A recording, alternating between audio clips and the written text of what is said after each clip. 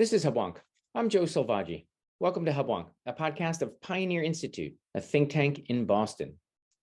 Components of the US's first industrial-scale offshore wind farm arrived in New Bedford Marine Commerce Terminal on May 24th, ushering in a dawn of an industry that supporters claim will create 3,600 new jobs, save ratepayers $1.4 billion, all while moving our region's grid towards renewable energy. Whether one prioritizes the economy or the environment, such plans seem unassailable to the casual observer.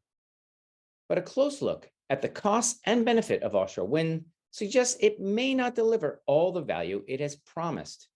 To wit, for such projects to offer long-term value to consumers and taxpayers, the cost of the electricity they produce over time would need to be lower than rates from traditional sources.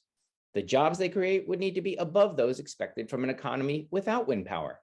The power they produce would need to replace current CO2 emitting alternatives, and the impact on the environment and climate would need to be less than that of current power production methods.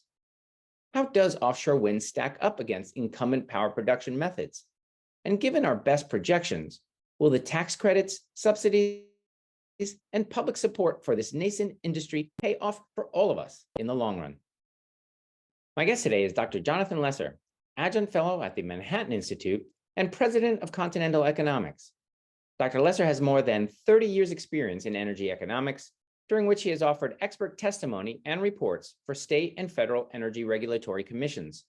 He has testified before Congress and many state-level legislative committees on energy policy and regulatory issues.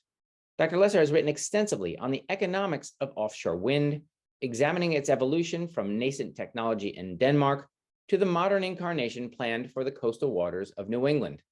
Dr. Lesser will share with us his views on the value of offshore wind through the lens of the economic and environmental promises of its most ardent supporters. When I return, I will be joined by energy economist Dr. Jonathan Lesser. Okay, we're back. This is Hubwonk. I'm Joe Selvaggi, and I'm now pleased to be joined by economist and energy policy expert Dr. Jonathan Lesser. Welcome to Hubwonk, Jonathan. Thanks for having me. So I'm eager to talk with you about offshore wind power. In fact, our headlines today talked about the first shipment of a huge turbine blade for in New Bedford for a new project, the Vineyard Wind project. So our listeners, this is top of mind for many of our listeners. There's a lot of promises. So I want to explore this whole concept of offshore wind. But let's start from the beginning, get a sense of we flip the switch and the light comes on. How do we get our electricity here in New England now? Well, most of it's coming from natural gas plants, as well as imports of hydroelectric power from Canada. Okay. All right. And we're going to be talking about wind right now. I don't think we have any current substantial offshore wind projects right now. So this will be the first. Just for our listeners who aren't following this online, this new GE, I think it's Halieti X13, it's a 13 megawatt turbine, a massive machine. It's part of an 800 megawatt project off of Martha's Vineyard called Vineyard Wind. The claims for this project sound pretty darn good. When finished, it'll generate enough power to power the equivalent of 400,000 homes, the equivalent of taking 325,000 cars off the road. Create 3,600 full-time jobs and save the consumers $1.4 billion in electricity costs over 20 years. I'm ready to pop the champagne, but let's go deeper on this. You've been studying this for more than 2 decades. So first, some history. We're not the first pioneers here. Who's using wind power now in this big world of ours? Well, it's primarily being used in Europe. So, you have Denmark, you have Great Britain, Germany. Those are the major countries using it. But how much power is generated by offshore wind in Europe? I want to put it in context where this Vineyard Wind project is about 800 megawatts. Do you have a sense of how much offshore wind is being produced in Europe? Again, this presumably is an industry leader. The offshore wind capacity in Europe is, I don't have the exact number. It's probably at this time about 15,000 megawatts. All right, so it's substantial. And again, by way of background, we've seen windmills on land. Why is it that offshore wind seems to make sense? To me, it seems sticking a windmill in the middle of the ocean is inherently harder than putting it on a hilltop. Why have we sort of made offshore wind a priority? Well, wind on land has received huge amounts of pushback from people in rural areas where these turbines are being located who don't like them. They're gigantic. They kill millions of birds and bats every year. People don't realize bats, for instance, are crucial for pollinating crops. So it's just, the amount of land they require is so huge. There's health impacts associated with the low frequency noise all wind turbines emit. I mentioned that this is this first turbine is a GE Heliade or Heliade. Yes. Yeah, it's supposed to be state of the art. Is it? Are we getting the good stuff? Is this as good as it gets? Yeah, it's currently the largest wind turbine in production. It's just barely starting to be installed in Europe. How well it will perform, don't know, because there's no data on it. But again, as I mentioned, some research by Professor Gordon Hughes of University of Edinburgh showed that over the last 10 years, the most recent wind turbines, 80% of them suffer catastrophic operational failures in their first 10 years of operation. Whether the Haliade will do the same, obviously we don't know yet. So your PhD is in economics, right? Well, I'd love to introduce some economic theory here, or a basic business theory. We're buying a product that is going to deliver a benefit. So some business analysis would say, okay, look, what we spend has to be less than what you make. Otherwise, it's not viable. It's not a good idea. So when we're looking at these projects, were we to propose one or agree to one, in my layman terms, I would say, well, how much power are we going to get from this project, and then how much is this going to cost us, and compare the two and see if it effectively is worth it. So let's try to take an economist view of this and say, how do we assess how much wind power we're going to get? We made some claims of how much power will come from this 800 megawatt farm. How do we arrive at the, let's say, let's start with the cost. Is that fairly easy to estimate, given we know where it's going and we know what's made of? Well, the U.S. Energy Information Administration has estimated the costs of offshore wind per megawatt at roughly $6,000 per kilowatt, which translates to $6 million per megawatt. So Vineyard Wind at 800 megawatts is probably around $5 billion. The actual cost is highly confidential. Vineyard Wind will not let anyone know, other than I believe some of the regulators in Massachusetts know what that cost is. But for the public, will never know what the cost is. So we don't know what the actual cost is to install the wind farm, but we do know what they're expected to get paid for the power that they provide to us. Is that right? I mean, it's a power purchase agreement. I think I've read in your work that the term for, okay, before we put one turbine in the sea, we need to have a promise of being able to sell this power. How do we estimate that, and what do those contracts look like? Well, Vineyard Wind has a PPA, power purchase agreement, as you say.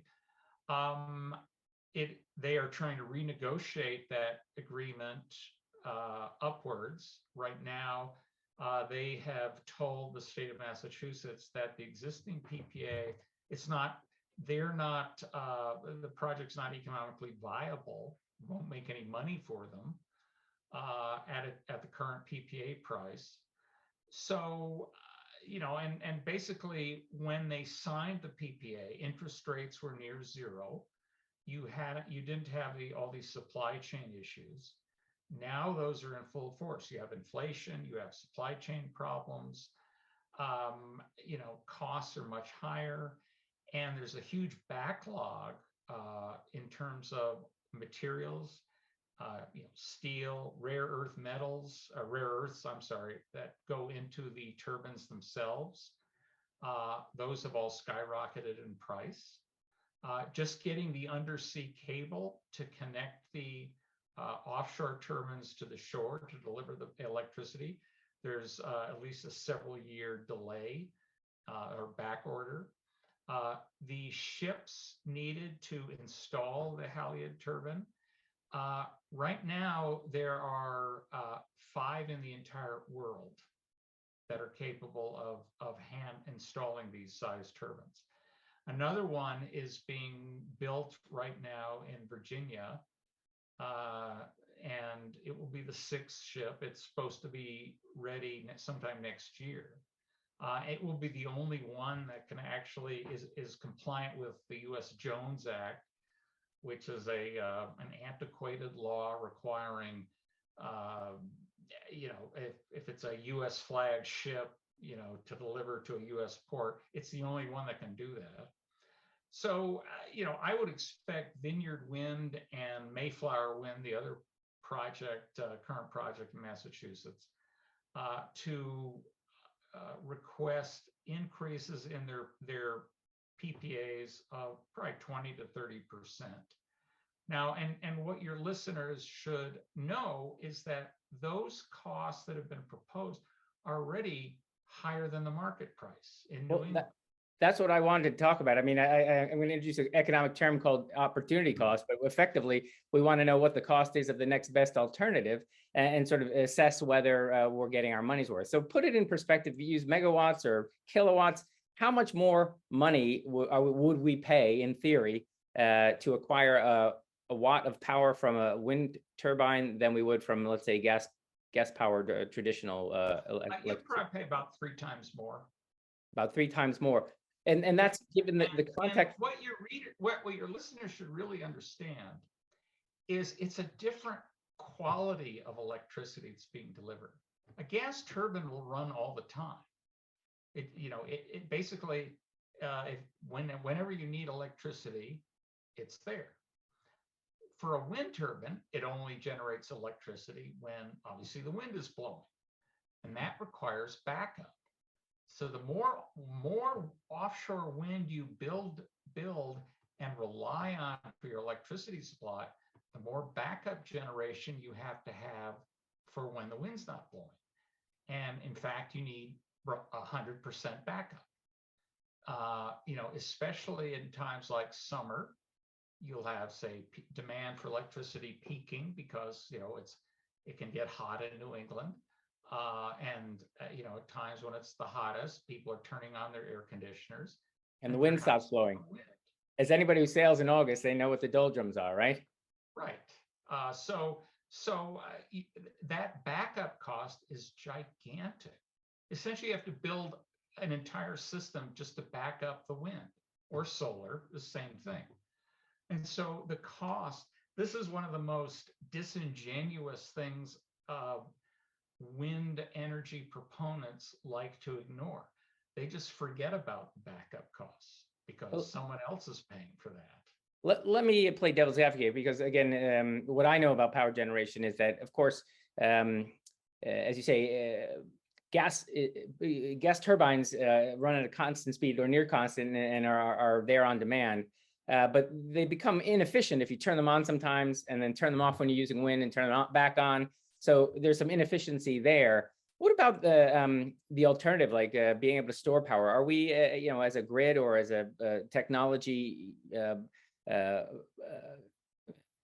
advanced country, can we store some of that power so that when the wind is blowing, we put it underground, and when we need it, we can pull it back out? You could store a little of it with batteries or pumped hydroelectric plants, but the cost is prohibitive. The amount of battery storage, for example, you would need would require hundreds of Tesla, what are called giga battery factories, making batteries for decades to store enough of the electricity. And that's at current levels of demand.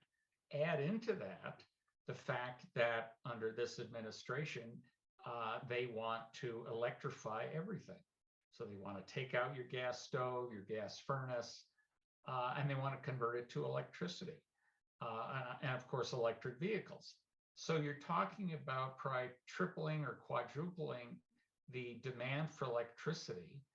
And in this fantasy, we're going to meet all that with wind and solar and battery storage. Well, it's physically impossible. It will not happen.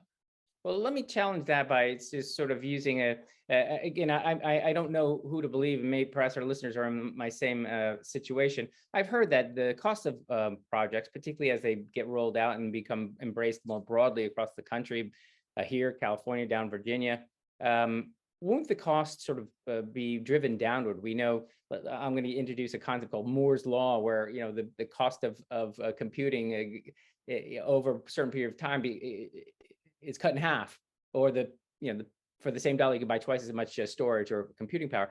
Is there sort of a downward pressure on prices as this becomes more broadly embraced, or is this a fantasy? Well, let's start with offshore wind. For offshore wind prices, the costs are actually increasing. We're not talking about Moore's Law of computing costs and computer chip costs. In terms of shrinking transistors down to microscopic size. You're talking about a project that uses lots and lots of raw materials, huge amounts of raw materials, much more than, say, a natural gas turbine.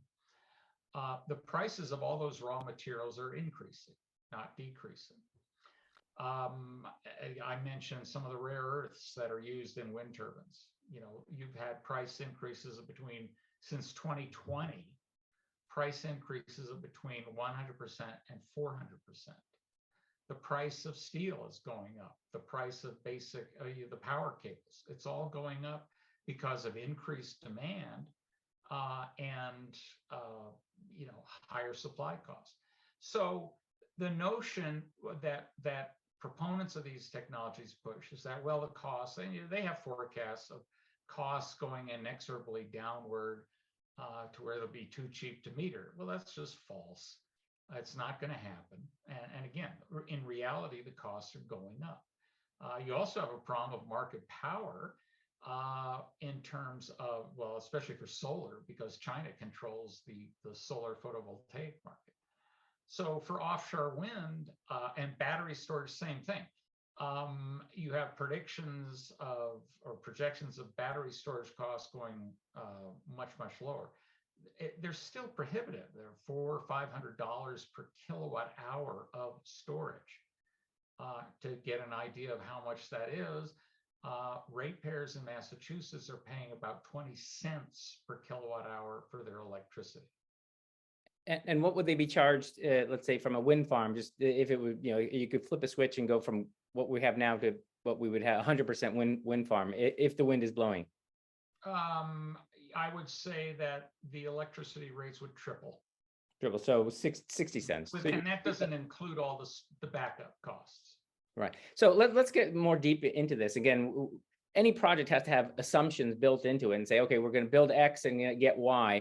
We're talking about 800 megawatts. That's a lot in my mind. But ultimately, we've got a certain number of turbines and we've got a 20-year lifespan. You've written extensively on the fact that in real life experience, again, Europe has had offshore wind for some time now. There is a natural degradation in the efficiency and the ability. You talked about catastrophic failure. If I start off year one with 800 megawatts, if I could snap my fingers and build it all and it's ready, at the end of 20 years, do I still have 800 megawatts, or is something happen out there? Probably not, but how much depends on, obviously, in some cases, the luck of the draw. For example, one of the big issues that really isn't talked about is the problem of hurricanes off the Atlantic coast, which obviously people in Massachusetts are familiar with. They don't have those in Europe. So there's a question, can these offshore wind turbines that are planned for the United States Atlantic coast survive, say, category 3, 4, or 5 hurricane? It's not clear that any of the large insurance companies are willing to insure turbines. which is a problem because, as far as I know, there is no turbine on Earth that would survive, say, a Category 5 hurricane off the coast. They would be destroyed. Now, how likely is that going to happen? Well, we don't know. Obviously, hurricanes take place every year. How often they go up the East Coast, we just don't know. But that's certainly a problem.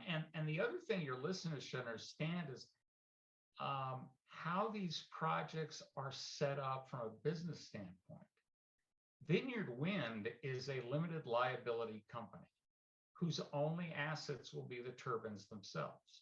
So if something happens to the turbines and they suffer catastrophic failures, or let's say there's a hurricane that destroys most of them, the only assets Vineyard Wind has are those turbines. So if it's uneconomic to rebuild them, keep operating them, Vineyard Wind can just walk away. And basically it's bankrupt, even though it's owned by, I believe, Ørsted. Vineyard Wind itself, having no other assets, can walk away, which means that Massachusetts ratepayers and ratepayers in other states will be left with the decommissioning bill to clean up the abandoned turbines. Yes, I read something quite a bit about your concern about decommissioning costs. It surprised me that these weren't baked in. Certainly, I've done a show about nuclear power, and we talk about maybe some of the more prohibitive reasons of cost why we don't have more nuclear power. But of course, the cost of decommissioning a nuclear power plant, they by law have to set aside a certain amount every year. Is this not the case with turbines? And again, I would imagine they have a natural life. We talk about 20 years, but it may not even last 20 years. Isn't there built into the cost to remove it or replace it? In fact, no, there's not. And the Bureau of Ocean Energy Management just recently issued new rules saying that they will gauge that wind projects do not need to have any sort of set aside like nuclear power plants into a decommissioning fund. And they're saying that based on the credit ratings of the offshore wind developers, which is odd because none of them have credit ratings other than Dominion Energy, which is planning to build the 2,600 megawatt offshore wind project off the coast of Virginia. But Vineyard Wind, if you look at S&P or Moody's for credit ratings, they don't have them. So this would be at least some concern for, well, I guess, ratepayers.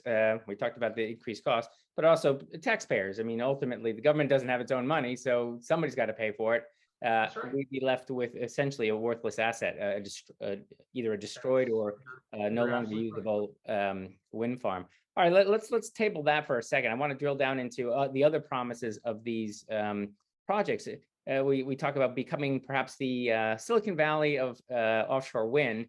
It sounds a little bit Keynesian. It makes my hairs the back of my neck tingle here a little bit. The idea being, well, independent of the value of the energy produced, we're creating lots of new jobs. I think 3,600 full-time jobs. All those people are going to be well paid. They're all going to be spending money and revitalizing economy, particularly among the middle and lower income strata of our economy, which are so important. I think even some of these projects, I was reading that some mandate how many jobs must be produced. In other words, it doesn't matter how many jobs it takes. Some of these projects are awarded by how many jobs they promise to make. So this is, and I hate to say, sounds more like a make work kind of priority. And also, there are mandates for how many the racial composition, what percentage of women work in these places. So it sort of seems like a progressive Shangri-La. Explain for our listeners, does this kind of government trickle down investment and creating industry de novo, does that make sense in an economic sense? In a word, no, makes no sense. Basically, the theory is we can subsidize our way to economic prosperity, which is impossible. The whole idea that all the New England states that have offshore wind mandates, like Massachusetts, Rhode Island, Connecticut, New York, New Jersey, Maryland, they're all saying we're going to get this first mover advantage, they call it. We'll be the first to build wind turbines, and as such, we're going to collect all the wind turbine manufacturing will locate in our state, and the ports to set up, to stage all the installation. Well, obviously, every state can't have a first mover advantage. That's impossible. But what we're seeing is that the offshore wind companies themselves, they're bringing in their own people to install them. First off, the manufacturing, the Halliate is not manufactured in the U.S. All it's being built in Europe and delivered. So there are no jobs there. The installation job, the jobs created by installing, well, that is basically the ships that install the wind turbines. They're like oil drilling rigs. It's very similar and involves a similar skill set. So those jobs are likely to come, if they come from the US, it's from the Gulf Coast, because that's where oil drilling rigs are. So people in Massachusetts, the workers, probably don't have any expertise in how to, oil rigs. There's no oil rigs off the coast of the Atlantic coast. So those jobs aren't coming from the state. The claim that the Vineyard Wind is going to create 3,600 new jobs is just foolishness. And the other thing they ignore is that when you increase electricity costs, which Vineyard Wind will do, and all the other offshore wind projects will do, you reduce economic growth and cost jobs because electricity is more expensive. That's something, in fact, the Rhode Island Public Utility Commission back in 2010 said about the Block Island wind project. That's the only operating offshore wind project in the United States. It's 5 turbines. It's a total of 30 megawatts. And back in 2010, the Rhode Island PUC disapproved the project, saying the high cost of electricity is basic economics. It's going to cost jobs and reduce economic growth. And it took the Rhode Island legislature basically passed a new law telling the PUC, you will approve this, period. You have no choice. Yeah. And so the notion that, and this is happening in Europe, offshore wind and solar are causing electricity prices to soar, or the subsidies needed to get them built, which is causing deindustrialization in European countries like Germany, Britain. Industrial companies are leaving those countries because the electricity is too expensive. They can't afford, and they can't afford to stay there. And so they're leaving to places where electricity costs are lower, and obviously taking all those jobs with them. So, and of course, again, you said it sort of in a roundabout way. These are really transfer payments, right? If you're talking about subsidies, we're saying in an economy, the government doesn't have its own money, so it must take money from somewhere else in the form of taxes or money that doesn't give to other projects and subsidizes this, sort of creates something that would otherwise not exist. But I think your point is very powerful in that if we raise energy prices, the cost of energy for, let's say, low or middle income people is much higher. Their electric bill matters much more in their life than, let's say, a higher income person.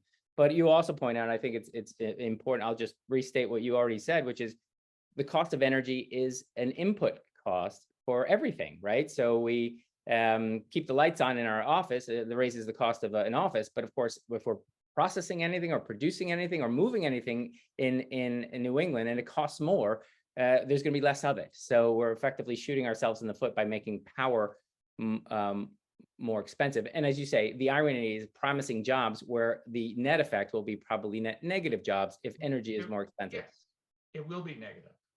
Again, because you can't, and you're right about the subsidies for offshore wind are staggering. In addition to a 30% investment tax credit, which means the Vineyard Wind owners in Europe will receive about $1.5 billion in tax credits. And that's money that will go from the US taxpayer overseas to the European countries. There's also what's called the wind production tax credit, which is currently $26 a megawatt hour, or 2.6 cents per kilowatt hour. And that will be paid to them for every kilowatt hour or megawatt hour of electricity they generate. They can get another 10% investment tax credit if they meet domestic manufacturing content minimums, which they won't, but that's available for them too. No other generating resource has any tax credits anywhere close to that. Yeah, but I think often the irony is a lot of my progressive friends often bang the table about giveaways to big corporations. 30% subsidy is a big giveaway to big corporations. Yes. So let's be consistent here. All right, but okay, we've raised some serious concerns so far, but for our listeners who are, look, the existential threat of planet Earth is a greenhouse gas, global warming. The environment is number one. Nothing else matters more than keeping our planet green. So let's stipulate that is our number one priority. We will pay more. We'll lose a few jobs for the environment. So are wind turbines green? That's a big, giant question, but let's try to unpack it piece by piece. Okay, well, the short answer is no, they're not. Here's why.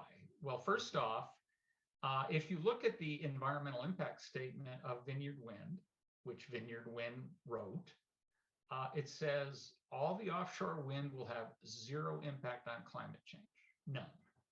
Right. So for your listeners who think fighting climate change is the most important thing there is, they will be disappointed, because Vineyard Wind itself is saying our project, none of the offshore wind will have any impact on the climate.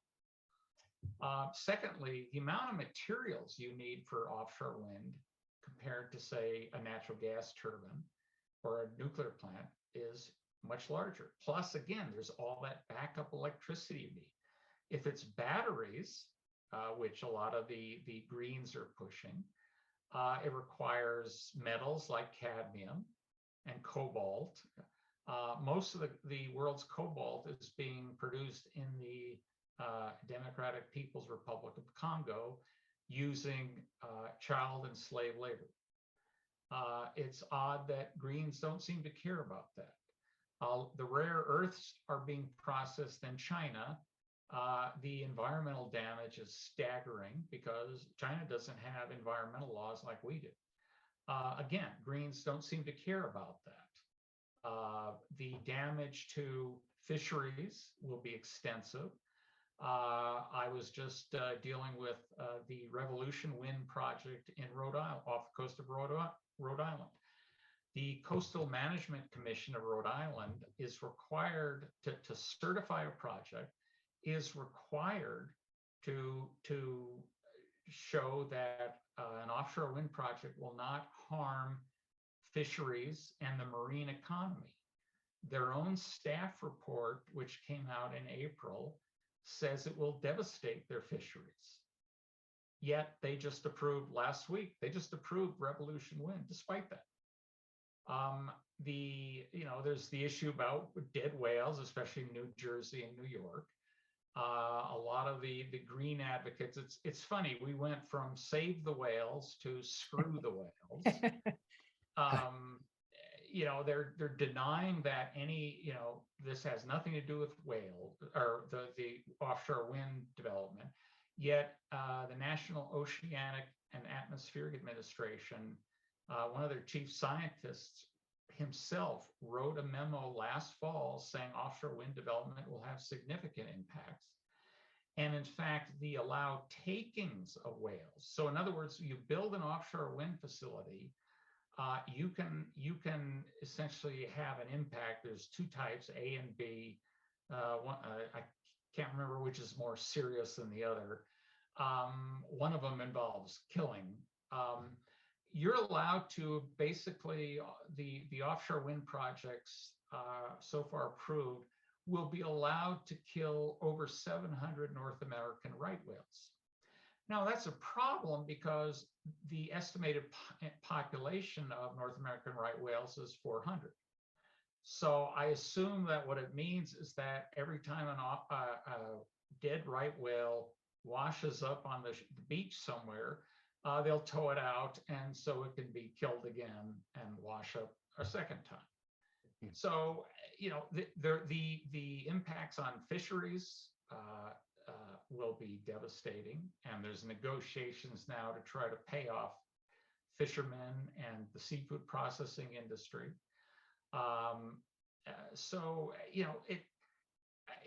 it's, to me, this is not green at all. Offshore wind is about the most costly and inefficient way to generate electricity there is.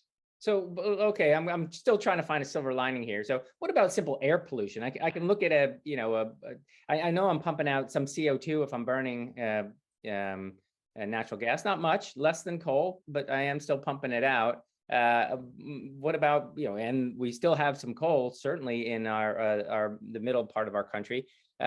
Surely air pollution is reduced with wind relative to its alternative. That's probably true. It depends how you're backing up that wind. If you're having to back it all up with natural gas plants that are cycling on and off, as you say, that's very inefficient and actually pollutes more. So, and obviously building offshore wind off the coast of New England, that's not going to have any impact on coal generation in the Midwest. It's very different markets. So yes, there might be a small impact on pollution, but you've got to remember that the pollution levels have since the 1970s have gone down by over 90%, 95%. So it's really not an issue in terms of power plant pollution. It's just not, it's no longer an issue anymore. Well, again, I keep digging and trying to find that silver lining. I like to have be like the two-handed or three-handed economist. I'd like to see trade-offs, but this seems to have a pretty dismal outlook here. So if we look at wind power, we've mentioned that it's more expensive. It's disruptive to a presently fairly stable grid. We're not using proper accounting techniques when we're coming up with the cost of these technologies, certainly in the long term. I like to ask all my guests questions at the end. I'll call them king for a day type questions. So you've been studying energy and power for more than 2 decades. You're an economist. What, in your mind, if you and I both care about the environment, you and I both want a green planet, and we're concerned about climate change, what would you recommend as criteria, at least for evaluating wind projects? But perhaps you may have ideas on alternatives to offshore wind that might be, at least with the technology we have now, more prudent. Well, in my view, the technology of choice is nuclear power, especially small modular nuclear reactors, which can be manufactured off-site. They have a standard design. They can be built in a factory and basically shipped to where they're needed. Nuclear power provides emissions-free electricity 24/7. And it's in fact less costly than offshore wind, at least according to the Energy Information Administration's estimates of the capital costs. And the operating costs are very low. They're far more reliable. They last much longer. Nuclear plants have lives of 60 to 80 years at least. So in my view, if for those who are concerned about climate change and carbon emissions, they should be strong advocates of nuclear power. Unfortunately, a lot of environmentalists hate nuclear power. Indeed. Well, I share your fondness for nuclear power. Again, I spent a fair amount of time in the Navy. We've got nuclear reactors on essentially metal tin cans floating around in the ocean, being managed by sailors. We figured it out. We've made it safe and portable. So And we've been doing that for 50 years. So, I'm confident we're there on nuclear. But let's focus still on wind. If you were our governors, as you mentioned, renegotiating these PPAs with these projects, these large projects, they want to get the best deal. She wants to get the best deal. What if you were sitting in her office saying, okay, they're making a proposal, we want a fair shake for our consumers, our voters, our ratepayers, our taxpayers. What should she be looking at when she's trying to evaluate the wisdom of a particular project that perhaps you think she had to date been doing? Basically, if I were the governor, I would tell the owners of Vineyard Wind, Mayflower Wind to go pound sand. I'm not sure. We might have to edit that out, but You may. Let's have something more constructive. More constructive. I would. This whole push for offshore wind, in my view, is a travesty. This is being driven by greed. It's all for the subsidies. This is something Warren Buffett said back in 2014. His company, Mid-American Energy, builds lots of wind turbines on land. And he said the only reason they do that is for the subsidies and the tax credits. He said there's no other reason to build them. Offshore wind is 5 times more expensive than on land wind, and the subsidies are even larger. To me, if you want green energy and want to reduce emissions, then the thing that makes the most sense is find what is the lowest cost way of doing that. Well, offshore wind is the highest cost way. So why would you ever do it? And in my view, it's because of basically, one might call it bribes. I think the other phrase is campaign contributions. That all these politicians, all the environmental groups are receiving to basically buy their silence on offshore wind. The technology simply makes no sense. And for the US to talk about, I think the administration wants to build 40,000 megawatts of offshore wind by 2040. This is just silliness. It all will do is destroy the fisheries industry and raise our electric prices. Yeah, and ultimately, when those prices go up, the politicians are gone, the money's gone, and we have no one to blame. Our listeners, I'm sure whether they agree with your observations or not, they've probably piqued their interest. Where can our listeners read your work and learn more about your perspective, when they're doing their own research? Sure.